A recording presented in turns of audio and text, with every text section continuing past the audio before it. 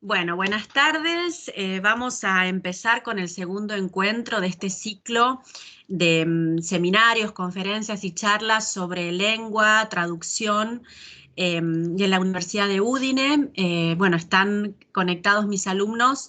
Son los alumnos, por un lado, de una licenciatura que es la licenciatura en Lenguas y Literaturas Extranjeras y de otra licenciatura que es Mediación Lingüística y Cultural. Digamos, siempre estudian lenguas, pero con finalidades distintas, porque los que hacen mediación se orientan más a la traducción técnica, traducción turística, traducción económica, política, más específica, y los otros se orientan más a la traducción literaria. Pero bueno, siempre, digamos, la traducción literaria es un gran gimnasio, porque realmente si uno logra traducir literatura y poesía, puede traducir cualquier cosa. Entonces, siempre es útil hablar de literatura y de lenguas en particular. Bueno, yo voy a presentar a Viviana Collado Cabrera, que nació en Burriana, en Castellón, es licenciada en Filología Hispánica y doctora en Literatura Hispanoamericana, por la Universidad de Valencia, ¿verdad? Por Valencia, bien. Sí. Ha publicado los poemarios Como si nunca antes, que recibió el premio de poesía Arcipreste de Ita, publicado por Pretextos, que es una editorial que queremos muchísimo, en 2012, ahí está el libro. El recelo del agua, que fue accésit del premio Adonais, publicado por Rialp en 2016. Certeza del colapso, que recibió el premio Complutense de Literatura, Ediciones Complutense de la Universidad, ¿verdad? De la Universidad Complutense. De la Universidad Complutense, sí. La Universidad Complutense de Madrid, bien, 2017. Luego, Violencia, que lo presentamos juntas en Valencia hace un año y medio, sí, que aquí lo tengo, Violencia, publicado por La Bella Varsovia. Recientemente has publicado una novela, bien, Yeguas Exhaustas, bien. ¿Cuál era la editorial? Pepitos de Calabaza se llama la editorial que lleva la novela, sí. Bien. No voy a detenerme ahora en la novela porque quiero preguntarte específicamente algunas características. Y bueno, Viviana vive en una comunidad bilingüe, Esto es algo que hablamos mucho con mis alumnos, porque en realidad, aunque la asignatura se llama Lengua y Traducción Española, tanto en América Latina se hablan otras lenguas, ¿no? Se hablan lenguas prehispánicas, y hay un bilingüismo importante, hay países con un bilingüismo muy importante, como Paraguay o también Perú, ¿no? Y bueno, en el caso de España están las lenguas cooficiales y las comunidades históricas, entonces, digamos, yo intento siempre dar espacio también a las lenguas minoritarias en el sentido de que tienen menor cantidad de hablantes que lo que sería el castellano o español. Y en particular a mí lo que me interesaba, me voy a empezar haciendo algunas preguntas, Viviana, porque digamos que tu lengua de expresión literaria mayoritaria es el español, es el castellano. Pero sé, porque me has contado, pero quiero que nos cuentes en detalle, que has tenido otras incursiones, perdón, un segundo, esto es lo que pasa cuando uno está en su casa.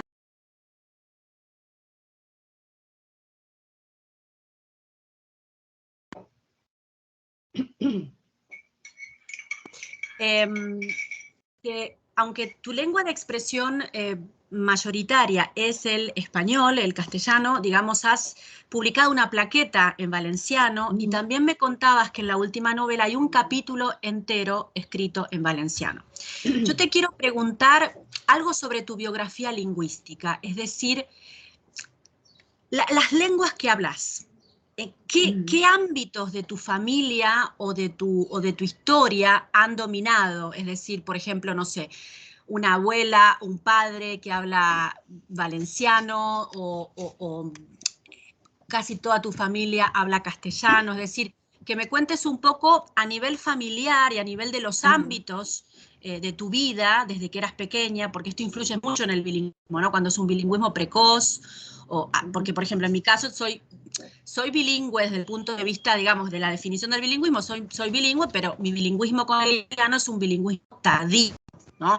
Pero las comunidades autónomas que son bilingües, en general, digamos, los hablantes, tienen un bilingüismo precoz, esto es muy importante en la construcción de un estilo, tanto en la escritura como en el habla. Entonces, que me hables de tu biografía lingüística, que no... Ayer cuando estábamos conversando y me dijiste precisamente eso, ¿no? El interés de la biografía lingüística, de un poco qué había pasado en mi vida y cómo se habían introduciendo las lenguas, decía, ay, es que es tal cual efectivamente lo que cuento o de lo que hablo en el capítulo de Yeguas Exhaustas. Ojalá en algún momento, si no te lo puedo pasar yo, el documento, Marisa, tengas oportunidad de leerlo. Es solo un capítulo y el inciso de después, pero justamente, aunque sea de manera ficcionalizada, porque es una novela, pero precisamente va a contar eso, ¿no? Esa historia de un personaje, que en ese caso es Beatriz, pero que tiene mucho de mí, que es ese alter ego que está funcionando. En mi caso, para contextualizarnos un poquito, yo efectivamente nazco en Burriana. Burriana es provincia de Castellón, Comunidad Valenciana, pero toda mi familia es andaluza. O sea, mi familia proviene de Almería, que además pues es una provincia, digamos, que ha sido especialmente pobre, que ha estado especialmente castigada y que por eso, bueno, tuvo una cantidad de inmigración importantísima. Lo digo porque esto va a ser relevante y va a ser relevante esos primeros movimientos que van a hacer. Mi padre cuando es jovencito emigra a Francia, pero emigra pues a la zona sur, a la zona de Perpiñán, que es la zona colindante con España. Y entonces él siempre ha contado que cuando él marcha a Francia, está en Perpiñán, está en la zona de Elne y se pone a trabajar allí para ganarse la vida, él siempre dice que allí lo que aprendió no fue francés, sino catalán, porque esa es una zona efectivamente limítrofe, tocando con una amplísima tradición de habla catalana, ¿no? Que es también un comienzo curioso. Cuando se casa con mi madre, él está pues a caballo, ¿no? Yendo y volviendo, se casa con mi madre va con él también allí, están allí un tiempo trabajando. Allí nace mi hermana mayor y cuando nace mi hermana mayor deciden, ¿no? Como tantos emigrantes, mi padre tiene su momento de, bueno, de que quiere regresar para que la niña se críe en España, ¿no? Para que la niña no crezca olvidando su país. Entonces, cuando regresa, no he dicho que además de él, pues como suelen funcionar las migraciones, no era él, sino era él, prácticamente todos sus primos hermanos, gran parte de la familia, como se suelen hacer las corrientes migratorias, ¿no? Que donde va uno, poco a poco se van aglutinando y se van acercando a las familias. Bueno, como él, hubo muchos otros primos, sobre todo, que decidieron regresar, hicieron un curioso reparto, la mayoría, casi todos, lo que hicieron fue quedarse en otro sitio intermedio, no llegaron a volver a Almería, porque es verdad que las cosas estaban un poquito mejor, pero seguía siendo una zona más complicada, y lo que hicieron fue casi de manera natural repartirse por todo el territorio bilingüe. Entonces esos emigrantes que efectivamente lo que habían aprendido era catalán, se fueron repartiendo y se quedaron por Cataluña, se quedaron en la Comunidad Valenciana y se quedaron en las Islas Baleares. De manera que yo tengo familia en Lérida, tengo familia en Girona, tengo familia en Castellón, que si lo ubicáis es la primera provincia, nada más acaba Cataluña, tengo familia en Mallorca. Entonces es hermoso porque de alguna manera muy, muy intuitiva, porque por desgracia, bueno, mi padre tenía los estudios básicos, lo que ahora llamamos el graduado escolar, es decir, que eran pues en su mayoría trabajadores, emigrantes que no han podido estudiar, y sin embargo, sin entender demasiado de estudios, ni de lenguas, ni de política territorial, se fueron distribuyendo curiosamente en toda la comunidad hablante. Supongo que los alumnos saben que eso, que Cataluña, la Comunidad Valenciana, Islas Baleares, aunque a veces el término cambia y se modifica y podemos hablar de catalán o de valenciano, pero efectivamente forman una sola unidad lingüística, ¿no? Claro, Entonces, claro, desde siempre, el punto de vista genético, no político, sino exacto, exacto, genético, son, pertenecer a la misma familia, a la misma rama, claro, claro. O sea exacto, que la entonces, identidad era una identidad también lingüística, no territorial, ligada a la división política, sino era como que se fueron asentando en zonas catalanoparlantes, ¿no? exacto, Y exacto. la Y eso identidad estaba siempre, ligada a eso. ¿Qué siempre me historia tan... pareció como muy hermoso, como ellos sin saber, ¿no? De una manera muy intuitiva, sin entrar en los conflictos, fueron reconociendo que esa lengua que habían aprendido estando fuera era la lengua de esos territorios. Eso, claro, eso ya va a marcar, ¿no? En buena parte, es verdad que yo ya nazco en Burriana, pero nazco efectivamente de una familia migrante y que por tanto habla en castellano. Sin embargo, voy a un pueblo valenciano parlante en su totalidad y además mis padres, pues por sus condiciones, rápidamente se incorporan a trabajos pues vinculados al campo, vinculados al territorio, que en el caso valenciano pues es la naranja, ¿no? Entonces rápidamente se coloca, mi padre se hace de la cooperativa del pueblo, mi madre empieza a trabajar en el almacén de cítricos. Entonces ellos de una manera muy natural, muy espontánea, muy desprejuiciada, empiezan a incorporar a hablar en valenciano, ¿no? Yo siempre he dicho que en mi familia en realidad lo que se ha hablado es una hermosísima lengua híbrida. También mi abuela estaba aquí, al final vino casi toda la familia. Mi abuela, por ejemplo, había entrado a servir en la casa de una señora, bueno, de una familia que había hecho mucho dinero en el siglo XIX con la naranja, como tantas familias, ¿no? De aquí, y que, bueno, había quedado soltera y entonces, bueno, mi abuela entró como sirvienta y hizo como de dama de compañía, ¿no? Por decirlo algo así toda su vida, hasta que esta mujer ya muy mayor falleció. Esta mujer, como todas las familias pudientes, en realidad en la zona, hablaba en valenciano también. Entonces, mi abuela, que sí que no había aprendido a leer ni a escribir, ella en su cabeza adoptó un continuum de lengua donde mezclaba de manera híbrida totalmente. Entonces, sobre estructuras a lo mejor castellanas, sobreponía el léxico valenciano, pero ella no tenía ni siquiera conciencia, ¿no? De que estaba cambiando de lengua. Y esto tú Siempre lo digo, escuchabas desde pequeña escuchabas a tu claro, yo abuela. nazco a la lengua Claro, híbrida, por claro, decirlo de alguna sí. manera, ¿no? Mi padre tenía una cosa hermosísima como hombre de campo. Claro, en Almería lo que había tenido eran almendros, aquí lo que tenían eran naranjos. Entonces mi padre en una misma conversación se hablaba de almendra, hablaba en castellano y se hablaba de naranjos, hablaba en valenciano, tranquilamente, ¿no? Eso es un poco ese lugar. Entonces es verdad que nazco como una lengua híbrida, con una familia que habla castellano, pero que sí que rápidamente se integra, pues eso, de esa manera un poco desprejuiciada. Es curioso, no obstante, que en la manera de relacionarnos, yo recuerdo en mi infancia y mi adolescencia, y recuerdo que mi círculo de amistades estaba formado precisamente por los hijos de la inmigración, ¿no? Y por esas familias híbridas, en la mayoría de los casos andaluzas, pero bueno, de otros territorios también, y cómo creaban esa lengua. Todo eso lo explico muy bien en ese capítulo de la novela. Eso me va a Y me marcar, ¿no? preguntaba, Porque me preguntaba si en algún momento nos querrías leer algún fragmento de la novela, si como te que parece. sí, si os Alguno que te apetece, parezca representativo, aunque hable de Beatriz, que debe ser seguramente un alter ego. Todavía no he leído tu claro, novela, claro, salió claro. hace poquito, pero bueno, si te parece que puede ilustrar también un poco esto que nos Claro, estás... si a ti te apetece o si os apetece ahora o Sí, luego, cuando cuando tú tú me quieras. digas, No, ¿sí? no, cuando tú quieras, en función de lo que nos vas explicando, cuando digas, ah, bueno, acá entra bien este Vale, vale, vale, fragmento. vale. Vale. Vale, tengo pensado Sí, ya un sí, fragmentito que perfecto. igual puede Bien, bien, caer. bien. La cuestión es Bien. que efectivamente yo nazco como en esa vivencia, esa experiencia de la lengua híbrida familiar, pero no deja de ser una zona completamente valenciano parlante con una familia que con todo dentro de la familia se maneja en castellano. Entonces, digamos que toda esa espontaneidad que tienen mis padres para adoptar la lengua, en la generación de mi hermana, en la mía, se convierte en algo que genera más malestar, ¿no? Porque nosotras ya somos las que hemos estudiado aquí, las que hemos estudiado la lengua y tenemos como la obligación, ¿no? De ya hablarla correctamente y de hablarla bien. Y eso siempre generó una cierta sensación, una relación con la lengua, con el valenciano, como que era una lengua que era mía y no mía, ¿no? Que era mía y era ajena, esa experiencia de extranjeridad que tenemos todos. Era una lengua que era mía porque era mía desde siempre, pero claro, pertenecía a un lugar aparte.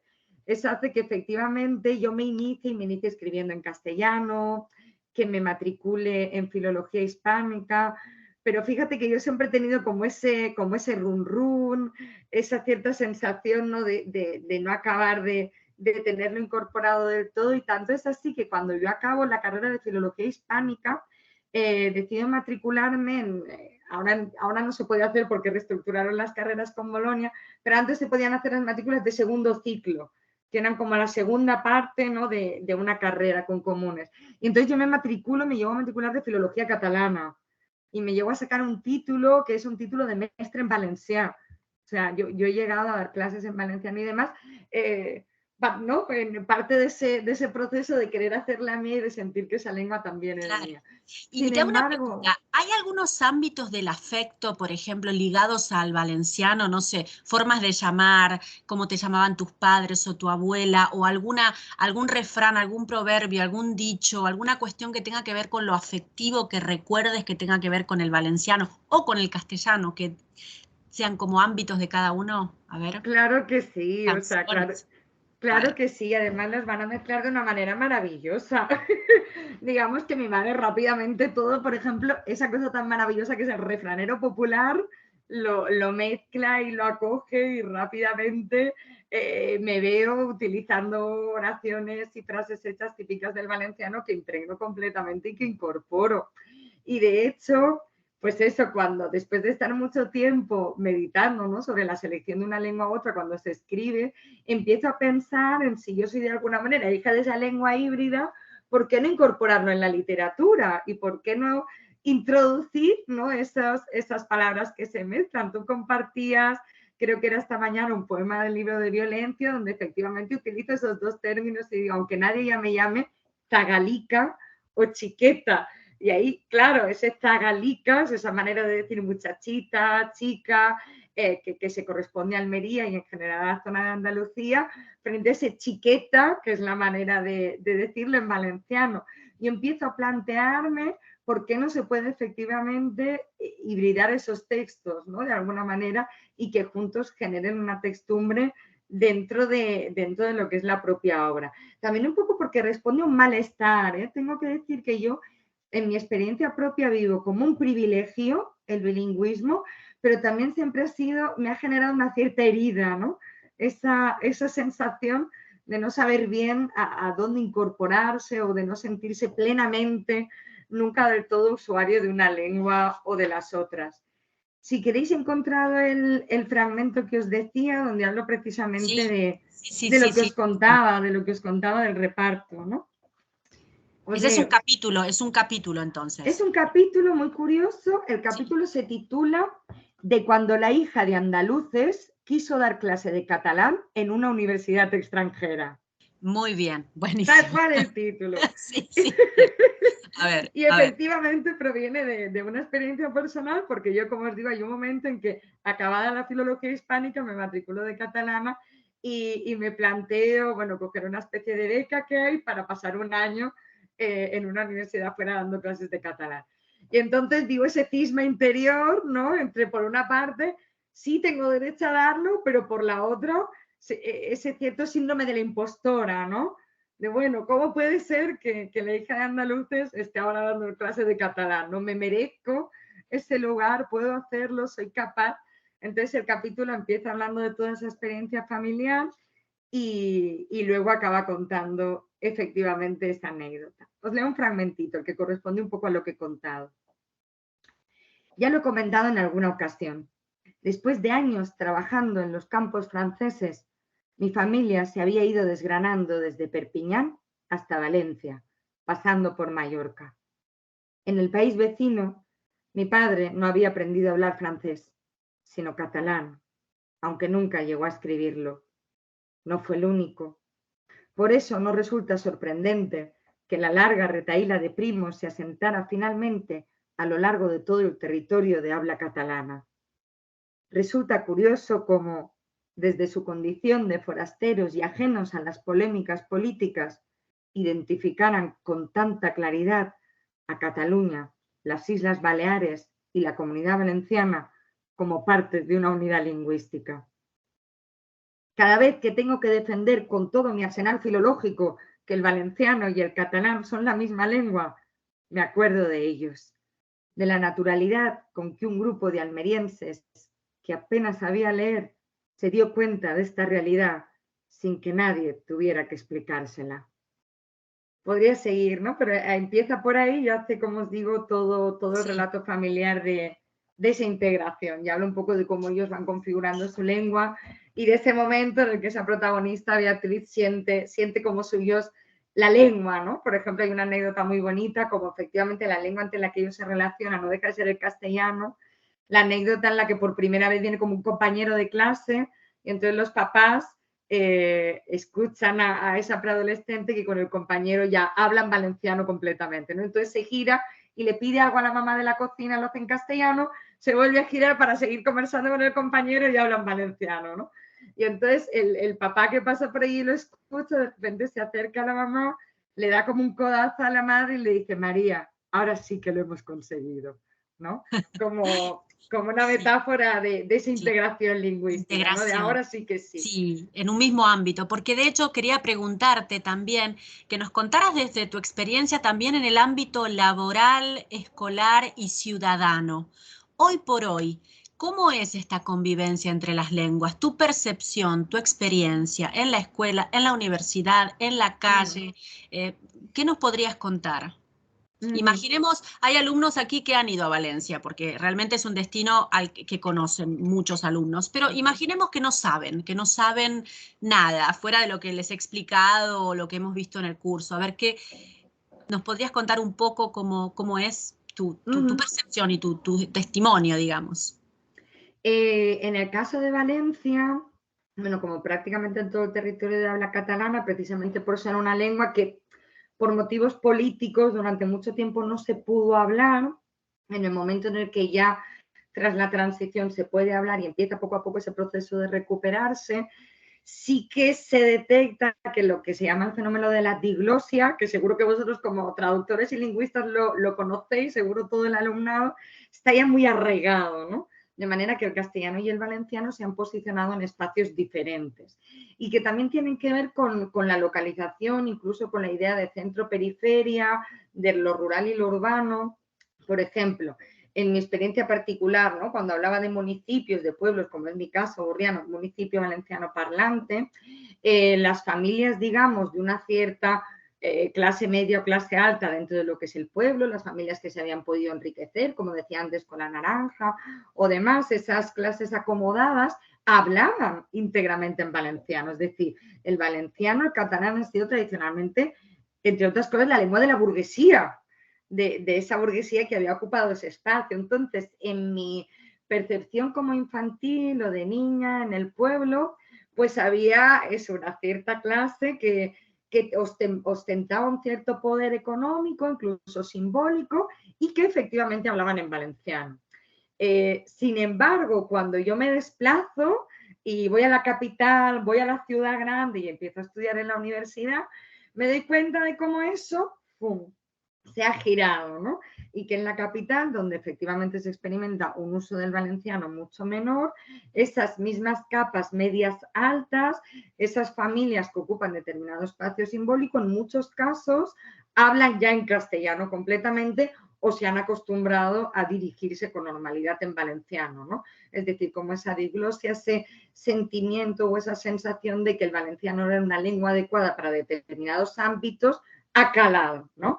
Entonces, a veces, pues hay, por ejemplo, o había ciertos gestos, ¿no? Como que hablar en valenciano significaba que alguien era de pueblo, que alguien estaba vinculado al campo, a lo rural, a la periferia, mientras que la gente más de capital, más urbanita, era la que hablaba en castellano, ¿no? Esa diferencia estaba bastante clara. Es cierto que se ha Sin embargo, hecho... cuando uno va a las ciudades, ve, por ejemplo, la señalización y los carteles bilingües. Es que es Exacto, bilingüe. exacto, eso es lo que Me iba impacta a decir. y me encanta además. Mm, Ahí es cuando entra todo el trabajo que se ha hecho de política lingüística, que ha sido potentísimo en los últimos años, y que hace, bueno, que efectivamente se introduzca de una manera normativa en muchísimos ámbitos. Con lo cual, ahora yo me atrevería a decir que lo normal cuando uno va a la universidad es estudiar cualquier materia en valenciano.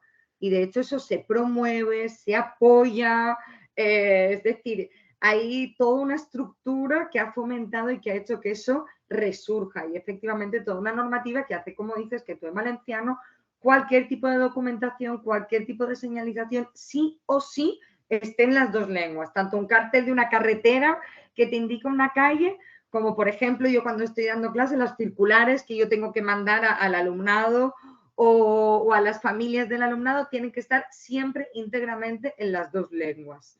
En ese sentido, se ha hecho un trabajo desde esa perspectiva enorme. Enorme, enorme. Y en el aula, ¿tú enseñas castellano, ¿verdad? O sea que, claro, la lengua, digamos, vehicular en ese caso es el castellano. Pero en el aula, los alumnos hablan en valenciano, a veces responden, es una lengua que está presente, ¿verdad? Yo he sido profe también de valenciano, porque como te También. digo, como al final obtuve Sí, la claro. maestría, lo que pasa es que estuve un par de años y ya luego digamos que estuve Sí. solo con lo mío. En mi caso, yo ahora mismo, yo doy clase en un instituto que sí se encuentra en la capital, que está en Valencia, en el 10 Jordi de Sant Jordi. Entonces, es verdad que se sigue notando que en la ciudad se habla menos. Es decir, mis alumnos son mayoritariamente castellano parlantes. También porque ahí entra un fenómeno muy potente, que es la emigración, que no se detiene. Exacto, Entonces, yo claro. sigo teniendo, por ejemplo, una cantidad enorme de alumnos de procedencia americana. Con lo cual, eso va a Claro. marcar una diferencia, pero bueno, de tantísimas otras nacionalidades. Hay muchísimos centros en la Comunidad Valenciana, como en todas partes, que llegan a tener tranquilamente unas 30 nacionalidades diferentes dentro de la educación secundaria obligatoria. Quiero decir que hoy en día nos encontramos ante una realidad absolutamente diversa. Lo que sí hay, lo que sí se ha fomentado son programas para que todos los recién llegados puedan incorporarse rápidamente y lo antes posible a esa lengua que es el valenciano. Antes existía, ahora eso se ha reconducido con las reformas educativas, existía lo que se llamaba la línea en castellano y la línea en valenciano. De manera que las familias escogían, aunque por supuesto todo el alumnado tiene que cursar castellano y tiene que cursar valenciano, Claro. y tenía un mínimo, bueno, había digamos una vía para poder elegir tener la mayoría de las asignaturas en una lengua o en otra.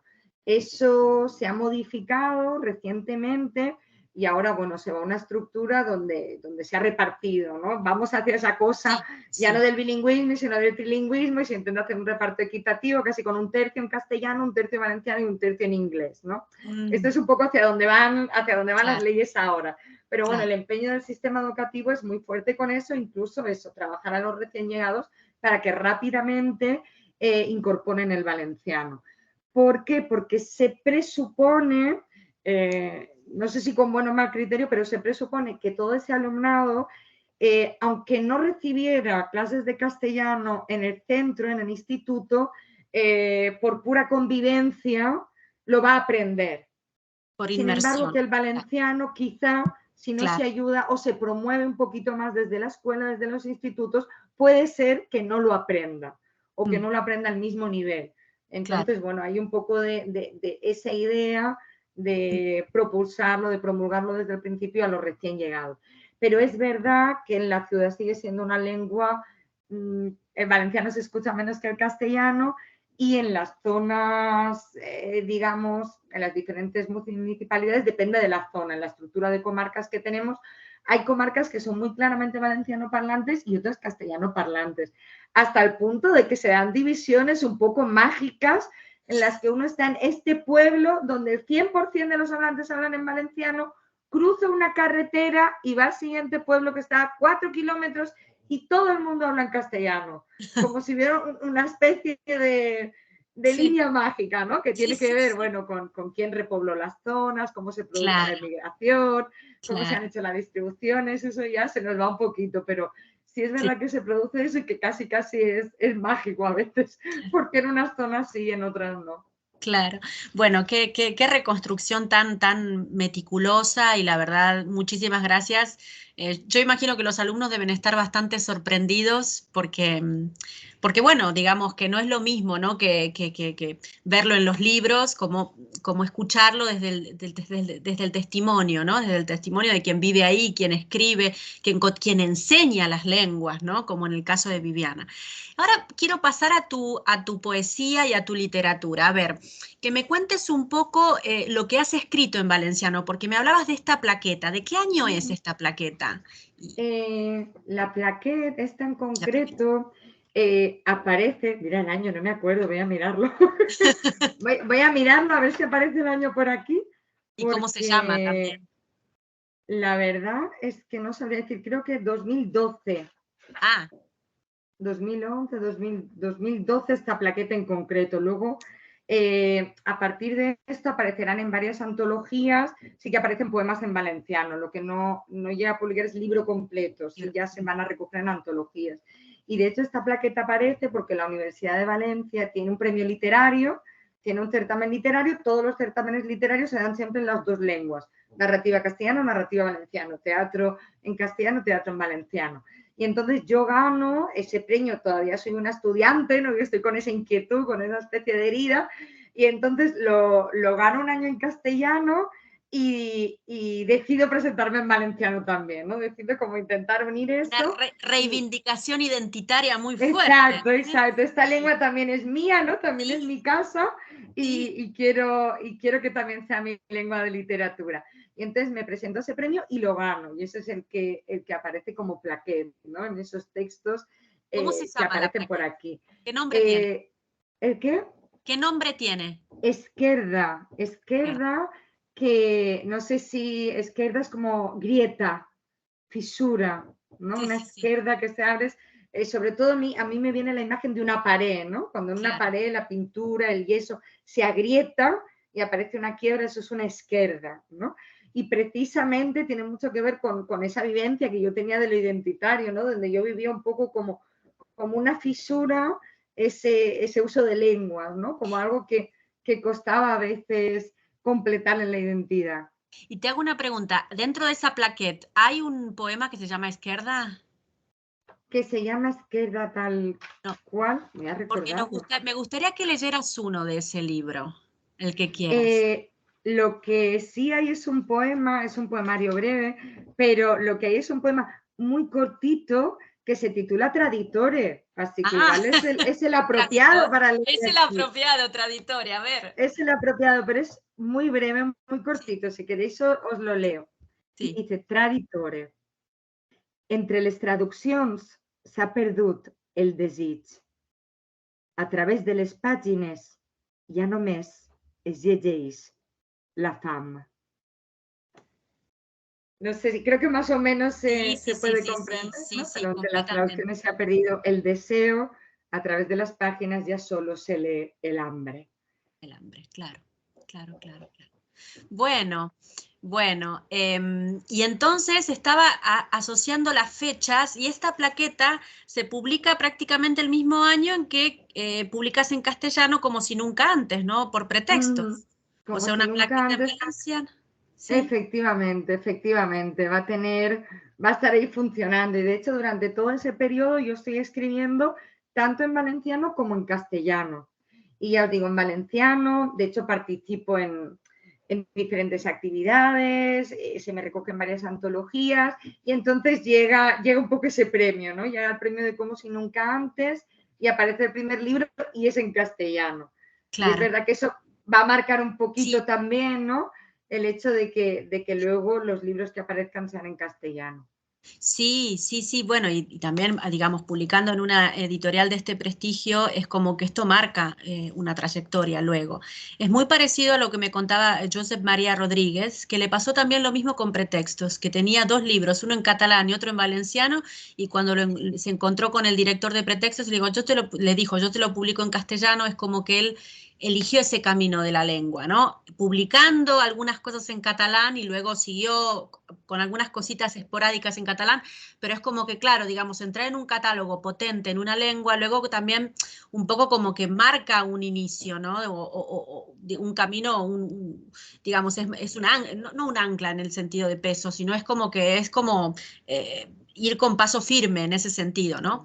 Y mira, qué curioso, estaba pensando una cosa, lo digo también para los alumnos que participaron en los encuentros que hice con autores bilingües de los años anteriores, que una constante que he visto entre los autores, casi todos poetas, pero hay también narradores, que me hablaban de su bilingüismo, todos acudían a metáforas somáticas relacionadas con el cuerpo.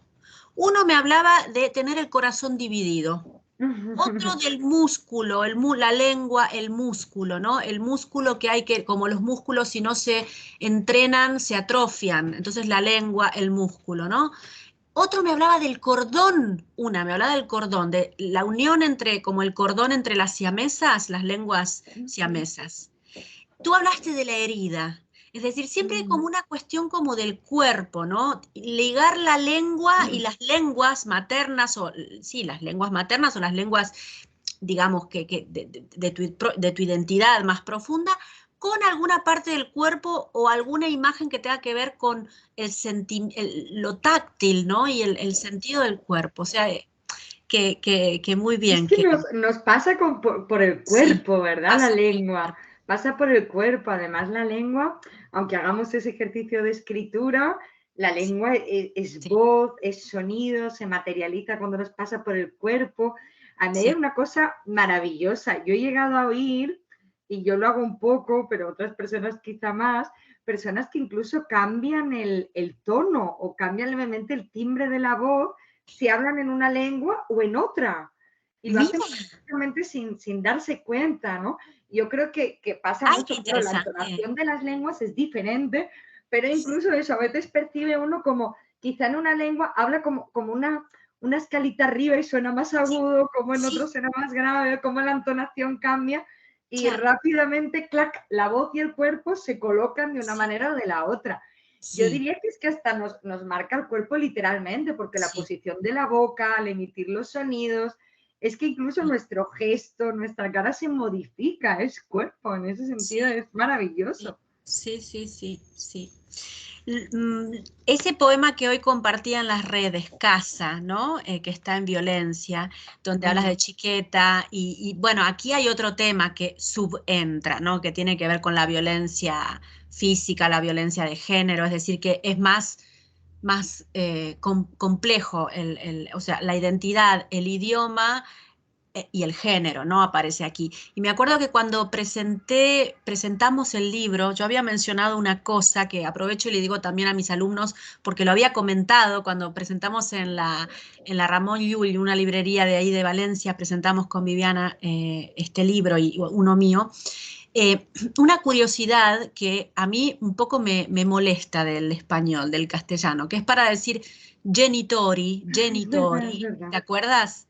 Sí, sí, sí, es Genitori, verdad, es verdad. en español es padres, padres. Es decir, si uno dice en italiano padri, son los dos, los padres varones.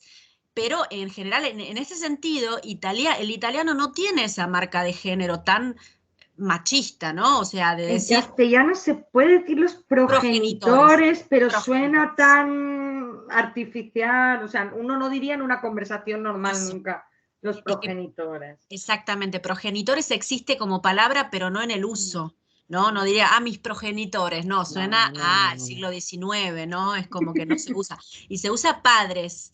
Y cómo muchas veces leer desde otra lengua te da como esa amplitud por comparación, ¿no? Bueno, que tú aquí decías padres, pero no lo decías en el sentido marcado de género. Pero luego sí dices algo como, bueno, no sé si quieres leernos el poema Casa, si lo tienes por ahí, que me Lo tengo parece aquí, interesante. lo que queráis, lo que te Sí, apetezca.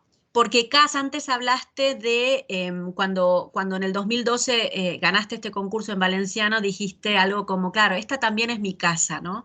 Entonces, Sí. la lengua como una casa, ¿no? Como un refugio. Entonces, me gustaba la idea que leyeras este poema de la casa. Lo Sí, tengo sí, aquí sí. si os apetece.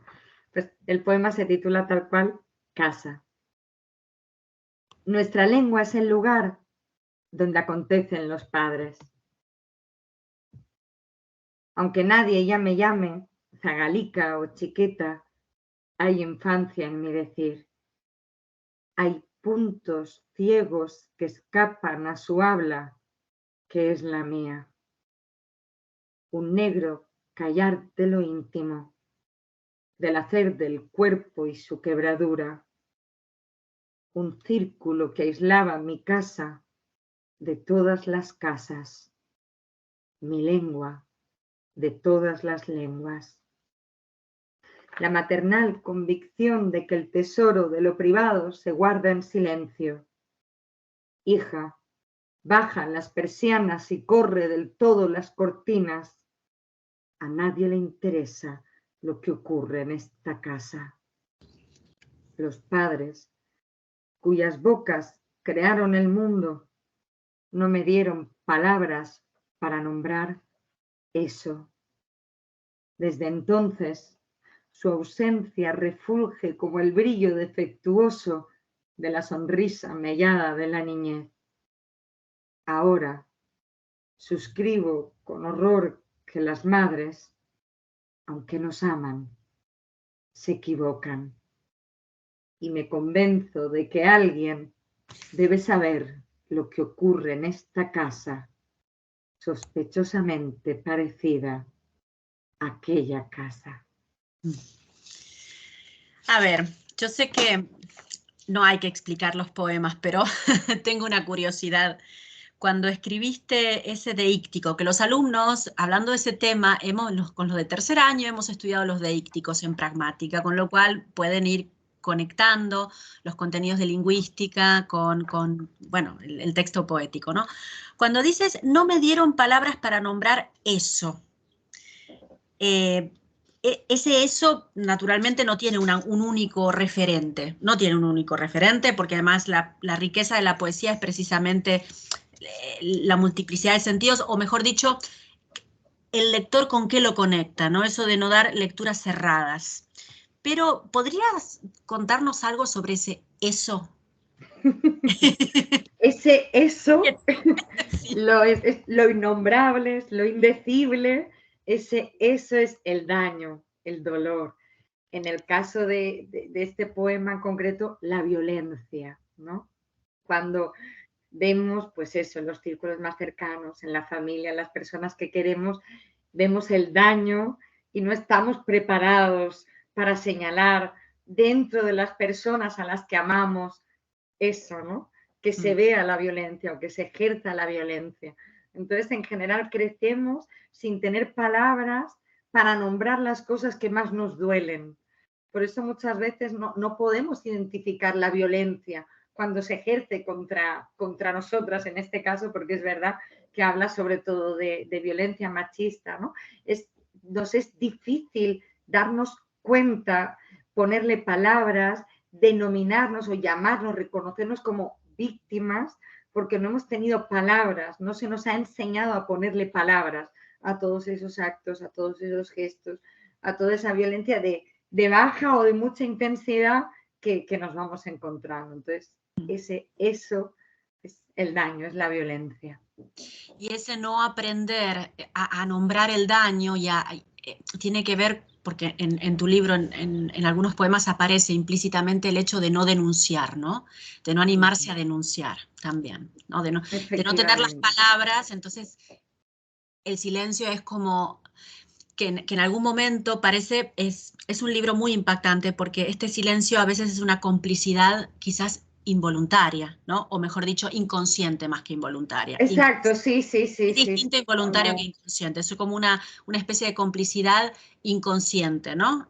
O sea que, bueno, este es un libro, bueno, todo lo que hemos leído hasta ahora yo se lo recomiendo a los alumnos porque se tocan distintos temas, temas lingüísticos, temas que tienen que ver con temas de importancia social, o sea, temas como muy necesarios, ¿no? Hoy por hoy.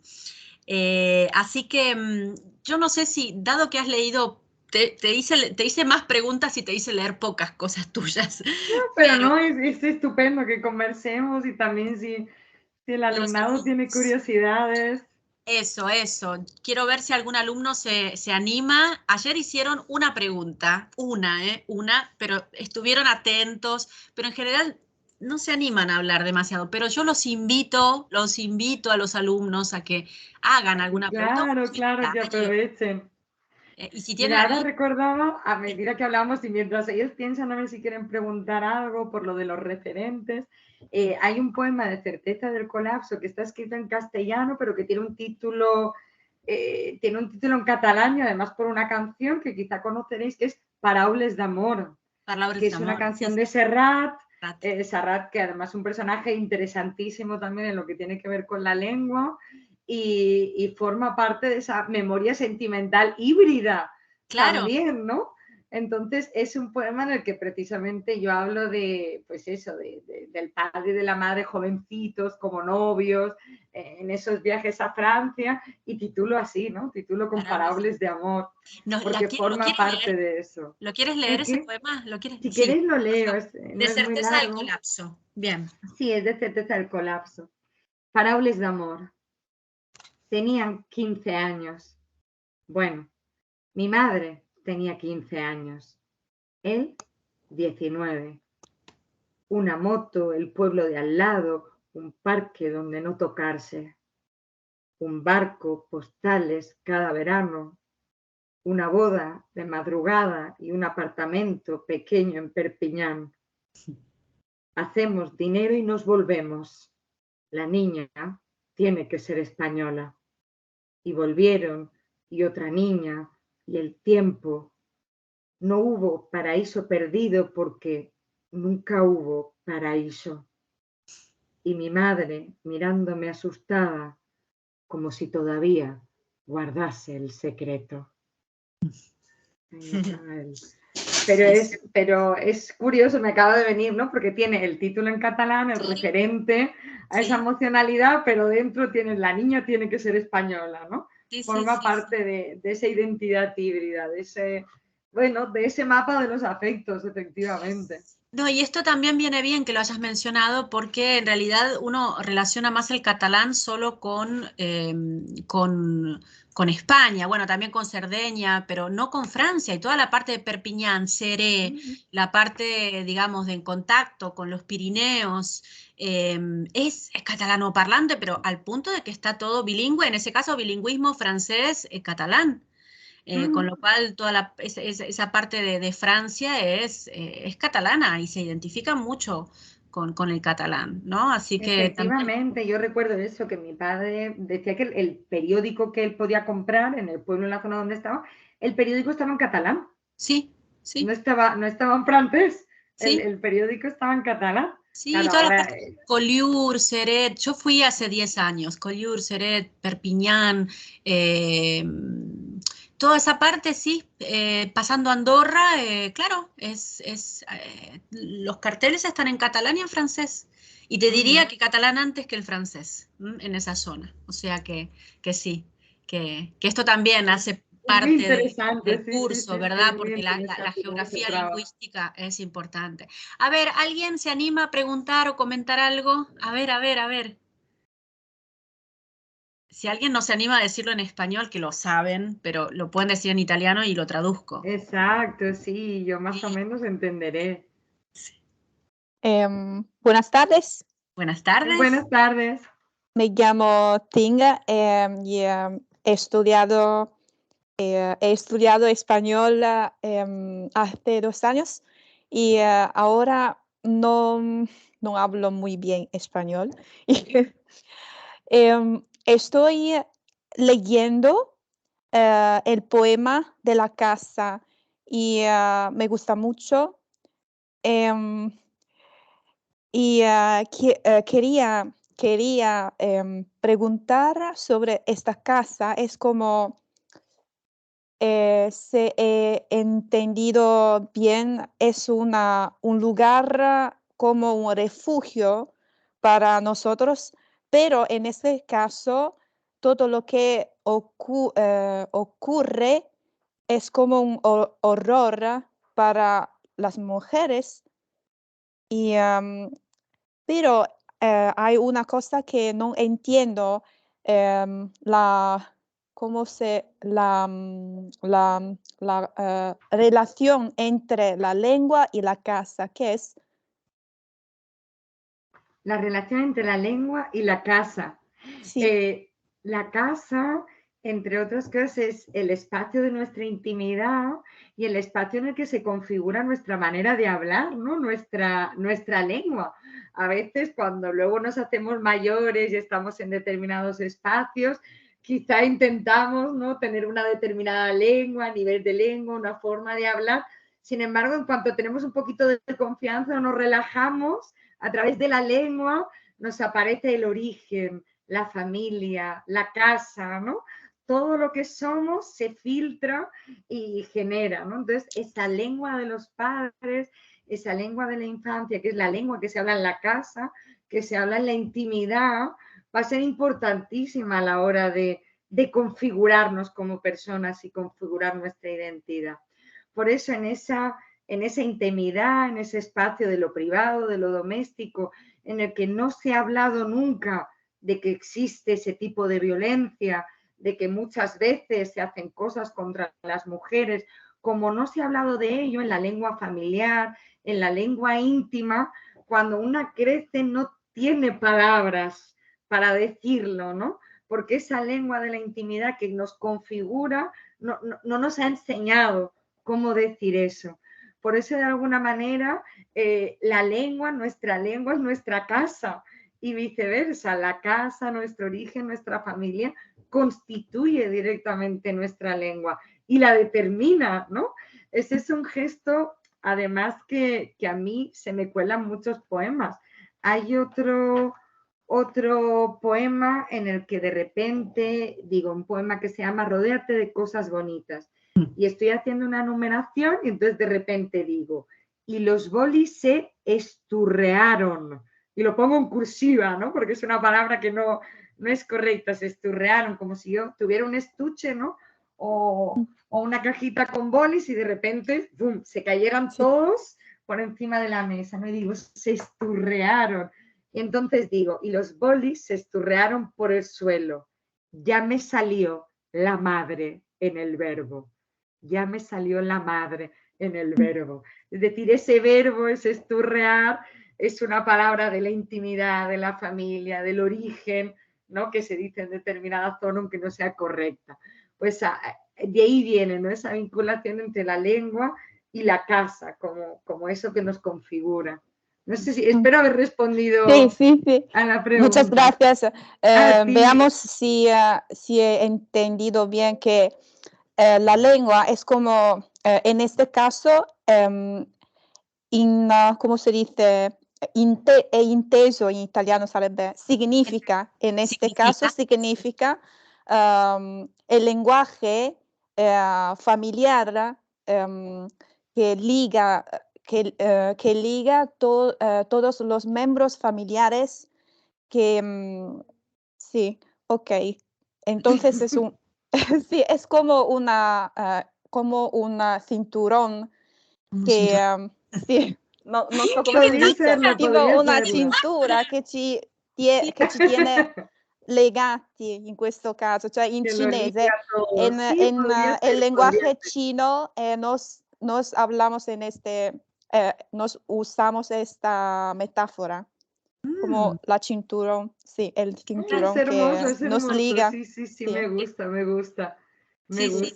Y de alguna manera, sí, perdón, Viviana, sí. No, iba a decir que es una experiencia que yo creo que todos hemos tenido, ¿no?, en algún momento, sobre todo cuando nos vamos haciendo mayores y nos alejamos quizá de la casa familiar y de repente un día tan tranquilo uno se ve tomando un café con una amiga y diciéndole algo y dices, ay, Dios mío, si esto lo dice mi madre tal cual, con estas palabras, ¿no? Esto lo dice mi padre, se nos cuela, ¿no? Se nos cuela, nos impregna, nos constituye.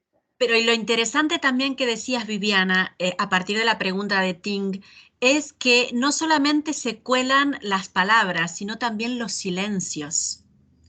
Es decir, cómo los silencios, lo que no se pudo decir, también determina el futuro, ¿no? Como si no estamos preparadas o preparados para hablar de ciertas cosas, es posible que no lo digamos nunca y que eso nos haga sufrir, que sea una herida, ¿no? O sea que palabras y el lenguaje nos genera un horizonte de expectativas, ¿no? Es decir, no podemos hablar de aquello para lo que no tenemos palabras. Claro. Es muy difícil. Entonces, todo aquello que no ha sido tratado, que no ha sido nombrado, escapa de ese horizonte de expectativas de lo posible, de lo que nos puede ocurrir. Si no nos puede ocurrir, no somos capaces de detectarlo, no somos capaces de identificarlo y entonces no podemos actuar en consecuencia. Ni prevenir ni actuar, exacto. Bueno, gracias, Tim. Muchas gracias.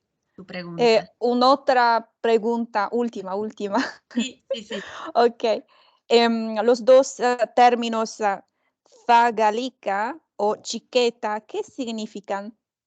Significan chica jovencita, muchachita.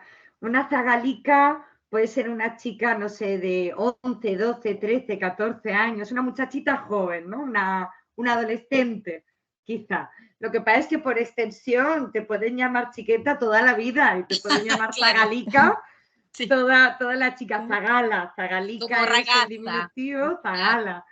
Familiarmente, ¿no? Cariñosamente, son términos muy tiernos, muy identitarios. De hecho, el chiqueta forma parte de la comunidad. Bueno, de hecho, hay una canción muy reconocida y muy popular que es Chiqueta Meua. O sea, que son términos muy entrañables, muy cariñosos, muy íntimos. Sería algo como chiquita mía, ¿no? Mi chiquita. Sí, claro. Sí. Pero la chiqueta es en catalán, y ahí cambia la lengua, es en catalán, y zagalica es, o sea, español andaluz, ¿verdad? Exacto. Zagalica, Murciano, andaluz, como esa zona, sobre todo Murcia, Almería, esa parte. También en Castilla-La Mancha también se dice zagala y la zagalica. Y con la terminación del diminutivo propio, que es típico de Murcia, claro, de toda esa parte, icoica. Exacto. Bueno, muchas gracias. Gracias a ti por preguntar. ¿Alguien más? ¿Alguna curiosidad? No, pero había gente que incluso no es de mis cursos y que quiso conectarse de todos modos, porque, bueno, uno dice, bueno, mis alumnos, ¿no? Pero gente que está muy interesada, pidió el acceso y todo, ¿y por qué no hablan ahora? Porque vinieron a escuchar. Aprovechad, preguntadme cualquier curiosidad, aunque parezca así que no viene al tema, es un buen momento para conversar de lo que sea. Por ejemplo, tenemos alumnas acá que han empezado a escribir poesía hace poco. Sí. Además, la poesía especialmente es un género, bueno, metalingüístico por excelencia, porque nos hace pensar en cada palabra, en cada colocación, en cada ubicación. Sí. Es decir, yo creo que es el género que más ayuda a pensar sobre la propia lengua. Sí. Por eso es el más difícil de traducir, por supuesto. Exacto. Por ejemplo, Silvia, que está conectada, Silvia Rampoña, yo me he enterado hace 1 año y medio que empezó a escribir poesía. Y eso fue como una gran alegría, ¿no? Porque estudia idiomas, empezó a escribir poesía, pero bueno, no la quiero exponer si no quiere hablar, pero sé que está escuchando con mucha atención. Sí. Hola, Silvia. ¿Se escucha? Sí.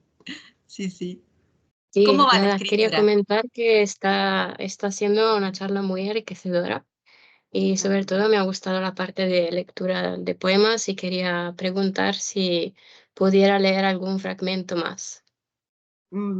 Buenísimo, gracias Silvia. Leemos alguno más si os apetece. Marisa, ¿de dónde te apetece que leamos? A ver,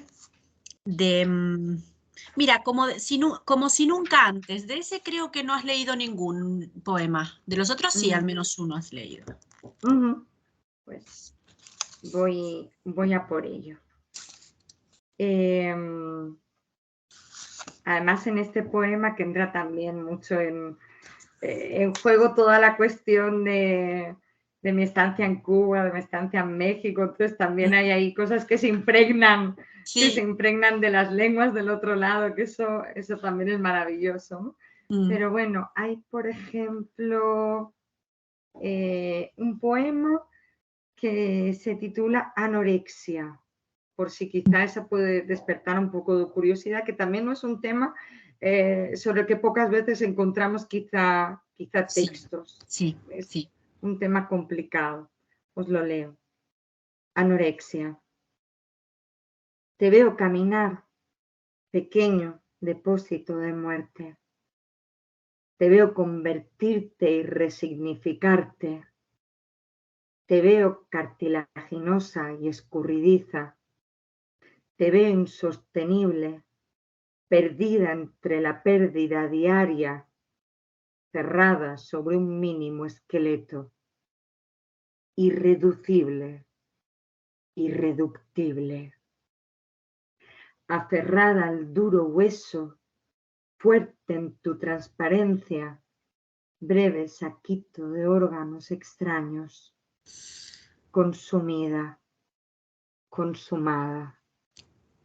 Te veo transformarte en margen, en límite, en contorno, desnaturalizada, oblicua, reinas definitiva, satisfecha en el reino del aire.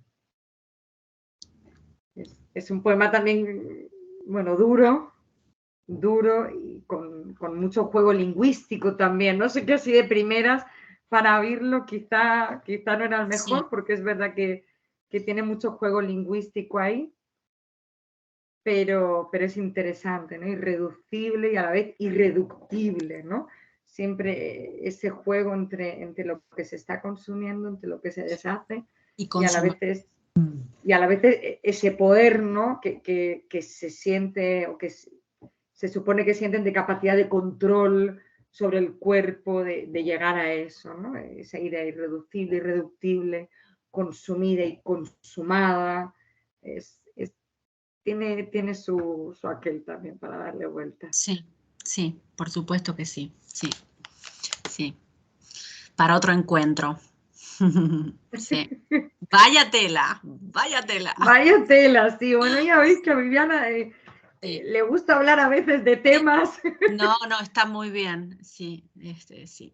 Pero es interesante. Y fíjate, de ese otro poemario, hay un poema que he leído poquitas veces, porque tiene un término lingüístico, de hecho se llama semiología. Entonces, como ya remite, ¿no?, a ese estudio de los símbolos, no lo leo mucho, pero quizá aquí es interesante, porque es un libro anterior y de alguna manera ya alumbra, ¿no?, todo lo que va a aparecer de la infancia y de la lengua que decíamos antes. Sí. Y es cortito, lo puedo leer si queréis. Sí, Semiología. Lo explícito, lo vertical, me atraviesa la infancia. Ahora, escondida tras la obscenidad del lenguaje, busco palabras como ruinas de otro mundo que ya no alcanzaré.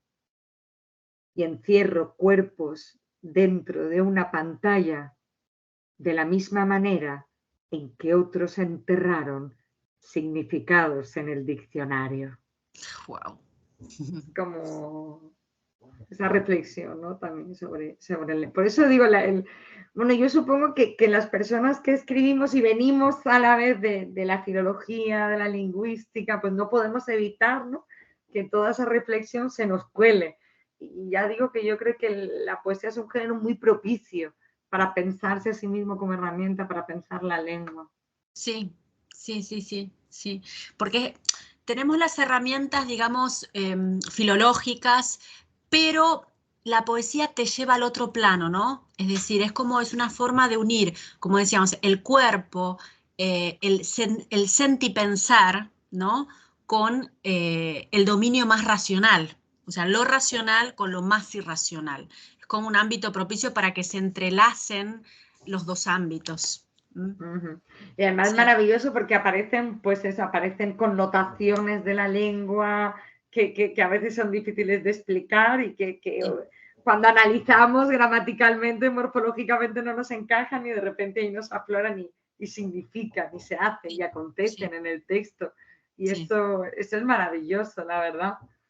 Y a mí me gustaría seguir trabajando en esa idea de mezclar lenguas.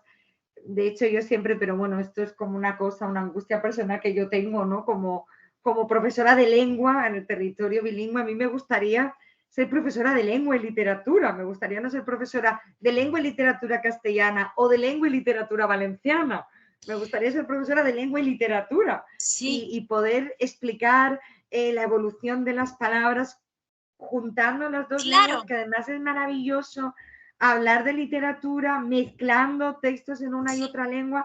Para mí eso sería lo ideal, para mí O eso sea, sería trabajar maravilloso. con la pareja lingüística en la comunidad bilingüe. Eso sería estupendo, porque serían como dos lenguas maternas. Nosotros eso lo hacemos, por ejemplo, yo lo hago con el español y el italiano, porque siempre yo enseño, digamos, pensando en esta pareja lingüística. Pero claro, el español es una lengua extranjera, esa es la diferencia. Como que es la lengua materna y la lengua extranjera.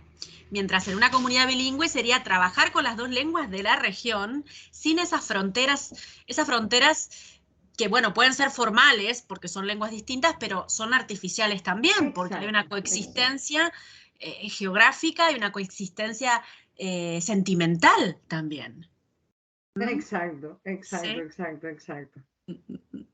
Pero bueno. Bueno, sí, es la última ocasión. Si algún alumno más quiere preguntar algo.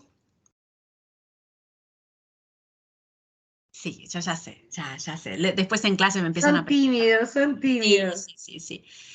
Bueno, Viviana, quizás hay alguien que no puede, quizás no funciona el micrófono, ha escrito un alumno, David Essel. El ritmo y los temas profundos de sus poemas me recuerdan mucho a la lírica friulana. Tal vez la canción Ñot d'Amor de Cindrulé puede agradarle. Bueno, ahora te voy a copiar, Ay, sí, no la conozco. fíjate, mira qué bien lo que acaba de decir este alumno, porque Udine es una ciudad que está en la región de Friuli, Venezia Giulia, que es bilingüe también. Es decir, se habla italiano y se habla friulano, ¿no? De hecho, Pasolini, por ejemplo, tiene un libro en friulano, parte de su familia es bilingüe, ¿no? Quizás depende en qué zona, por lo menos lo que yo he notado, hay zonas que son, como estabas diciendo, más bilingües que otras. Hay otras en las que prácticamente se habla más italiano o incluso véneto, porque está en el confín, digamos, en el sur, limita con Véneto, con otra región donde se habla otro dialecto. Pero se ve que tu charla le ha hecho pensar en su propio bilingüismo, ¿no? ¡Qué maravilla! ¡Qué Sí. maravilla! Sí. Bueno. Bueno, gracias, David, por tu comentario. Después, luego te mando la canción porque dice que hay Eso una iba a cosa que decir, podría pásamelo gustar. luego. Sí. La paso. Gracias. Ahí dice, gracias. Bueno, Viviana, un gusto enorme charlar contigo de todos estos temas transversales donde está la poesía, la lengua, el género, etcétera, digamos, ¿no? Este diálogo ha sido un lujo. Así que muchísimas gracias. Muchísimas gracias a ti, ha sido un placer. Bueno, la seguimos y ya nos encontraremos. Efectivamente. Un abrazo grande. Muchísimas gracias Por a favor, todos. gracias a ti. Adiós, Viviana. Chao. Chao.